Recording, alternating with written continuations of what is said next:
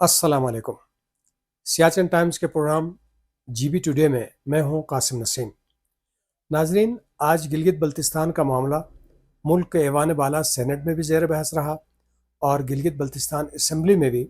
مختلف ایشوز کو لے کر بہت زیادہ بحث و تمہیس ہوئی۔ سینیٹر علامہ راجہ ناصر عباس جعفری نے سینٹ میں اظہار خیال کرتے ہوئے انہوں نے کہا کہ گلگت بلتستان میں لوگوں کو زمینوں کے حوالے سے تحفظات ہیں اور لوگ اس حوالے سے تشویش کا شکار ہیں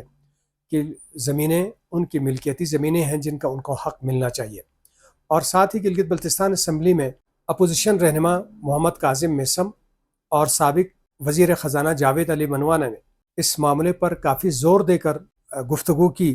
کہ گلگت بلتستان کی جو زمینیں ہیں وہ لوگوں کی ملکیتی زمینیں ہیں اور جو ریسٹ ہاؤسز ہیں، جو نرسریاں ہیں، ان پر بھی کسی ادارے کو یا کسی تنظیم کو، کسی کمپنی کو ہم قبضہ کرنے نہیں دیں گے۔ کاظم میثم کا کہنا تھا کہ بلتستان میں ویسے بھی جنگلات کی کمی ہے اور ہوتوں کی جو نرسری ہے اس پہ ہم کسی کو قابض ہونے نہیں دیں گے۔ ناظرین، یہ معاملہ گزشتہ کئی ہفتوں سے عوامی حلقوں میں زیر بحث ہے، جب سے یہ خبر چلی ہے کہ گلگت بلتستان کے کچھ ریسٹ ہاؤسز اور نرسریاں جو ہے ایک کمپنی کو دی جا رہی ہیں چلانے کے لیے۔ گزشتہ دن اس کردوں میں پاک فوج کے زیر اہتمام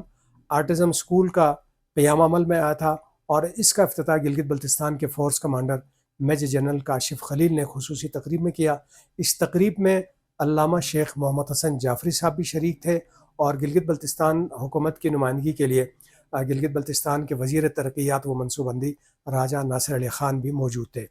تقریب کے بعد غیر رسمی گفتگو میں یہ معاملہ وہاں پر زیر بحث آیا اور فورس کمانڈر صاحب کا کہنا تھا کہ ان ریسٹ ہاؤسز کو اس کمپنی کو دینا پاک فوج کا کوئی انیشیٹو نہیں تھا، بلکہ یہ گلگت بلتستان گورنمنٹ کا ہی فیصلہ تھا اور اس پہ کافی عرصہ بحث ہوتی رہی ہے اور جو فارمولہ طے پایا ہے اس کے مطابق پہلے تو ان سارے ریسٹ ہاؤسز کا رینوویشن ہونا ہے جس پہ بہت خطیر رقم صرف ہونی ہے۔ اس کے بعد اس کی جو آمدنی ہوگی اس کا 35% حصہ گلگت بلتستان گورنمنٹ کو دی جائے گی اور 20% گلگت بلتستان میں سیاحت کے فروغ پر خرچ کی جائے گی اور باقی جو 45% ہے وہ اس کمپنی کی آمدنی ہوگی۔ تو علامہ شیخ محمد حسن جعفری صاحب نے خاصا زور دے کر یہ بات کی تھی کہ اس حوالے سے اگر یہ حقائق ہیں تو پھر اس سے پبلک کو روشناس کرانا ضروری ہے، لہٰذا تمام سٹیک ہولڈرز کو کسی جگہ بٹھا کر ان معاملات کے پس منظر اور پیش منظر کو بیان کیا جائے تاکہ لوگوں کی تحفظات دور ہو سکے۔ تو وزیر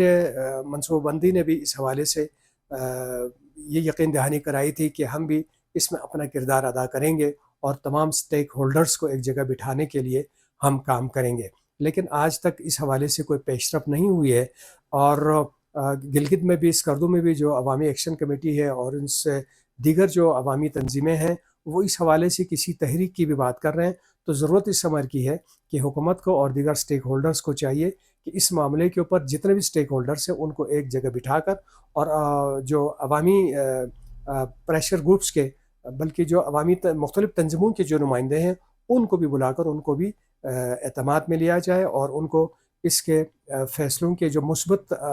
نکات ہیں ان سے انہیں روشناس کرا جائے تاکہ لوگوں میں اس کی تشویش ختم ہو جائے۔ آج گلگت بلتستان میں